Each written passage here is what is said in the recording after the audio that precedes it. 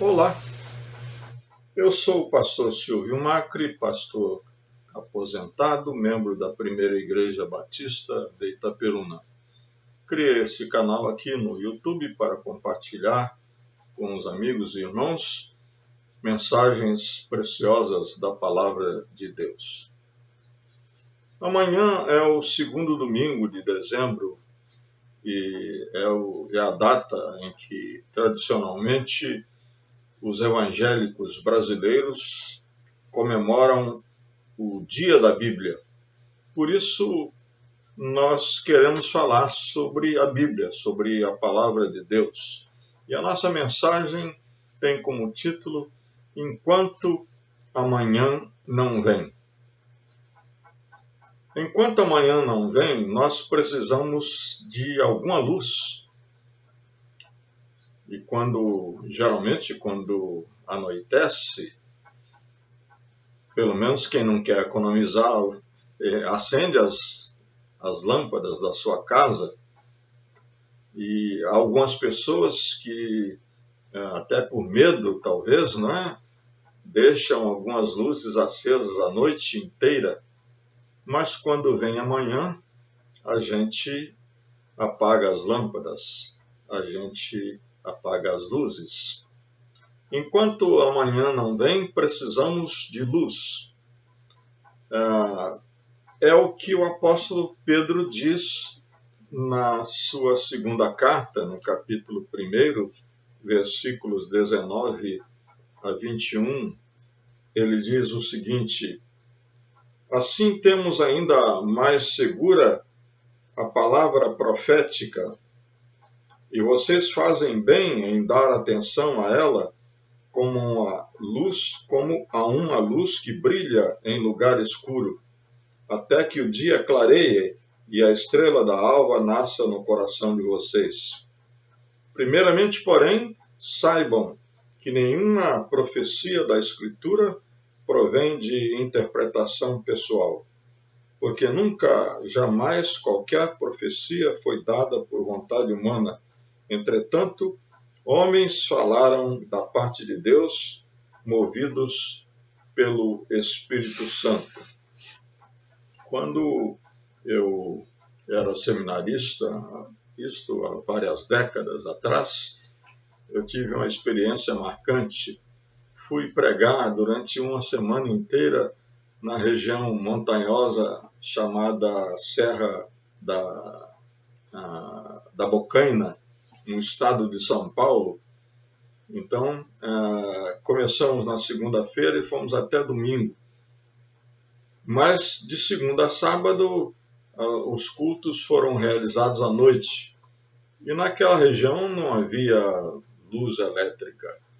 As casas ficavam espalhadas por toda aquele lugar. E era preciso, às vezes, descer e subir, andar mais de meia hora até chegar à casa onde iríamos fazer a reunião. E para isso, então, nós acendíamos tochas em hastes de bambu, estopa embebida em combustível para poder iluminar o nosso caminho, porque não podíamos andar naquela escuridão sem uma luz qualquer. Precisávamos de luz para iluminar os nossos caminhos. E até também para espantar as feras que houvesse pelo caminho, cobras e outros animais. Então, essa é a figura que Pedro está dizendo aqui, está usando aqui, melhor dizendo, enquanto a noite perdura, enquanto amanhã não vem, nós precisamos de luz. Essa ideia da estrela d'alva, da estrela da manhã que vai nascer, é uma ideia que vem de lá do Velho Testamento, desde a referência lá que Balaão fez à estrela de Jacó, e também na profecia de Malaquias, capítulo 4, versículo 2, que diz assim: mas para vocês que temem o meu nome, nascerá o sol da justiça. Essa ideia foi incorporada também por Zacarias, o pai de João Batista, no seu cântico, lá no início do Evangelho de Lucas, em capítulo 1, versículo 78, Zacarias diz assim, que nós seremos visitados pelo sol nascente das alturas. E o livro de Apocalipse diz que Jesus Cristo é a brilhante estrela da manhã. E realmente, meus irmãos, essa ideia que perpassa todo o Velho Testamento, que estamos ainda na escuridão da noite, enquanto Cristo não vem. Quando Jesus Cristo voltar na sua segunda vinda, então, como diz o apóstolo Paulo, nós veremos face a face e nós conheceremos como somos conhecidos. O apóstolo João também diz, nós o veremos como ele é.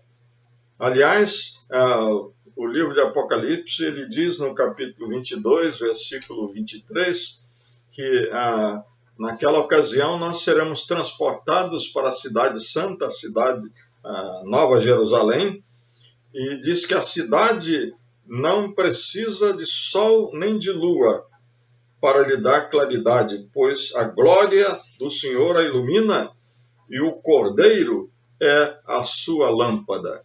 Mas enquanto esse Cordeiro, que é a nossa lâmpada, não volta, e enquanto a estrela da manhã não surge no horizonte, nós precisamos de luz. E as Escrituras é que são essa luz durante a noite. O salmista já dizia, no Salmo 119, versículo 5, aquele versículo famoso que quase todo crente conhece, sabe recitar de cor: lâmpada para os meus pés é a tua palavra e luz para os meus caminhos.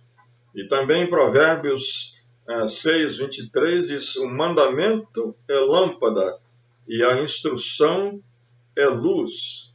Precisamos da iluminação das Escrituras para nós caminharmos durante essa noite longa enquanto Cristo não vem.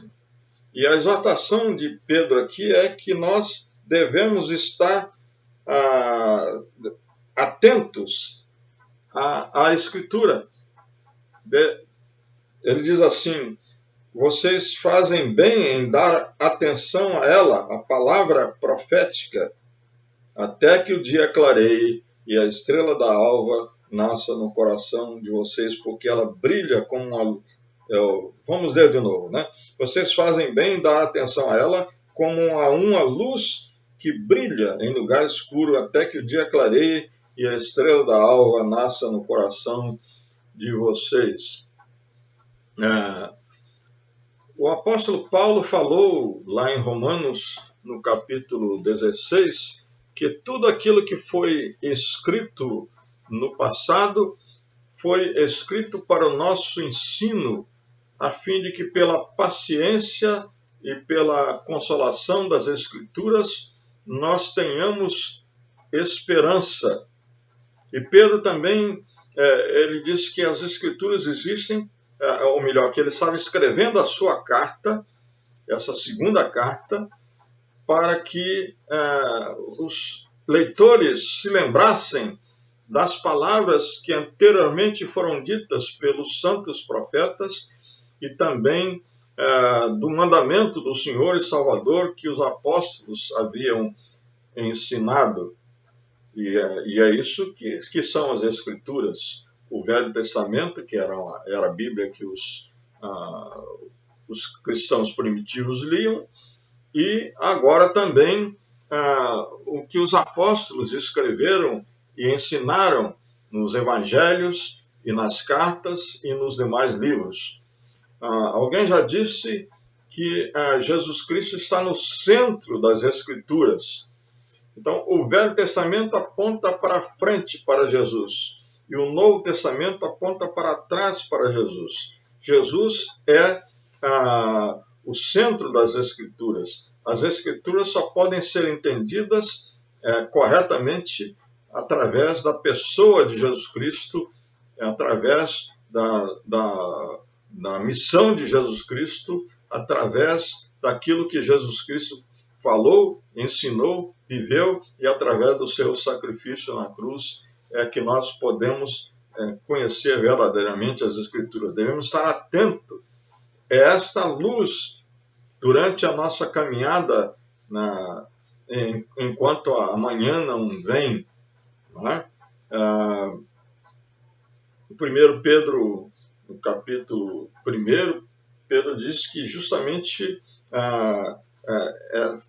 foram os profetas e os irmãos do passado que foram usados por Deus para investigar e profetizar e nos ensinar acerca de Jesus Cristo, acerca daquilo que seria operado por Deus para a nossa salvação. Então, por isso que Jesus Cristo disse que são as Escrituras que testificam dele, e são as Escrituras que são a inspiração para a nossa vida. O apóstolo Paulo diz na segunda carta a Timóteo, no capítulo 3, vamos ler aqui, capítulo 3, versículo 15, ele diz o seguinte, que 2 Timóteo, capítulo 3, não é versículo 3, versículo 15, diz assim, toda a Escritura, 16, desculpe, né? Toda a Escritura é inspirada por Deus e útil para o ensino, para a repreensão, para a correção e educação na justiça, a fim de que o servo de Deus seja perfeito e perfeitamente habilitado para toda boa obra. Então, meus irmãos, meus amigos, devemos estar, melhor dizendo, atentos à palavra de Deus, principalmente a palavra profética, é o que Pedro diz no versículo 19. E nos versículos 20 e 21, Pedro diz a respeito da origem das Escrituras e da sua interpretação. Ele diz o seguinte, vamos ler aqui para vocês, nenhuma profecia da Escritura provém de interpretação pessoal, porque nunca, jamais, qualquer profecia foi dada por vontade humana. Entretanto, homens falaram da parte de Deus, movidos pelo Espírito Santo. Então, devemos ter cuidado com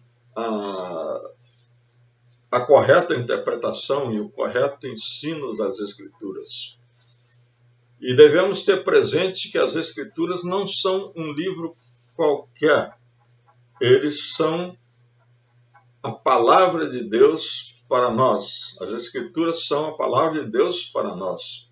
Aqui nós temos a doutrina chamada da inspiração das Escrituras. E Pedro usa um termo da navegação. A ideia das velas de um barco que são levantadas e preparadas para serem enfunadas pelo vento, movidas pelo vento. Então, homens santos de Deus foram movidos pelo Espírito Santo. Veja bem, não se trata de uma coisa mecânica, não se trata do fato que Deus tenha ditado as Escrituras e colocou na boca e na pena daqueles irmãos do passado que falaram e escreveram. Pelo contrário, as suas personalidades não foram eliminadas, não foram anuladas, por isso que nós temos na Bíblia estilos diferentes, linguagem diferente, gramática diferente, e inclusive o caldo cultural diferente, quer dizer, o que está por trás daquele momento e do ambiente que foi escrito cada um daqueles livros. Então, Deus falou através de homens de carne e osso como nós, porém homens chamados, comissionados e santificados para nos transmitirem a palavra de Deus. Então, aí nós temos Pedro ensinando que, se por um lado Deus inspirou, moveu homens a falarem e a escreverem em nome de Deus, por outro lado também nós não podemos interpretar as Escrituras a não ser também movidos pelo mesmo Espírito. Aí é a chamada doutrina da iluminação das Escrituras. A inspiração das Escrituras cessou na revelação. Então nós temos a palavra de Deus já conhecida quase 2000 anos atrás, e nada pode ser acrescentado nem tirado dela, como diz lá o último capítulo da Bíblia, no livro de Apocalipse.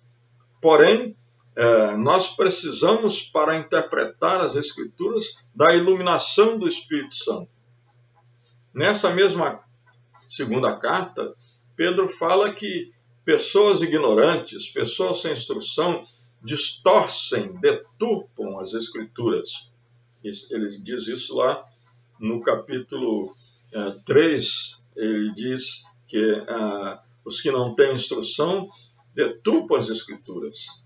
E lá também, no mesmo momento, na mesma passagem, ele diz que essas pessoas, infelizmente, desviam os crentes da firmeza na fé, da doutrina correta. Então, Pedro exorta que nós não deixemos de estudar, de ler, de conhecer as Escrituras e de depender da iluminação do Espírito para que nós possamos crescer na graça e no conhecimento de Jesus Cristo.